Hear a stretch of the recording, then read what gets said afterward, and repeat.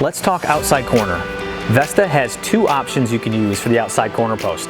The first is going to be a double nailing flange, traditional outside corner post. It has a J-channel on each side to receive the siding. You'd simply put it up against the wall and nail it tight to each nailing flange. The second option is going to be our single nailing flange outside corner post.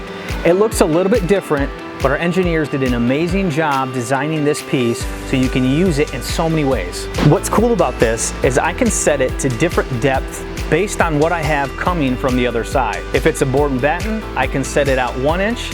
If it's TruCedar, I can set it 3/4, or I can move it as tight as I need if I have Vesta. The other option is I can install all the panels on this wall and hold off on the outside corner till it's done, and then simply cap it off and nail it on this side for a secure fit.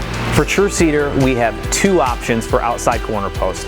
The first is a traditional double nailing flange outside corner post. This has a receiving J-channel on both ends. We simply put it up to the wall. I'll put a nail on the top, level it all the way down to make sure it's a consistent gap, and then you can go ahead and start installing your panels. The second option, and what's most preferred by contractors, is our two-piece outside corner. This has a outside corner base that you install to the wall. It has the built-in J-channels on each side, and then it comes with a cap that we can put on at the end of the job.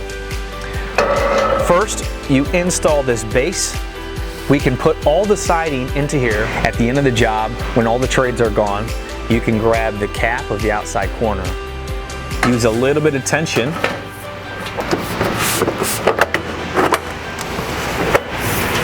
and it's locked into place.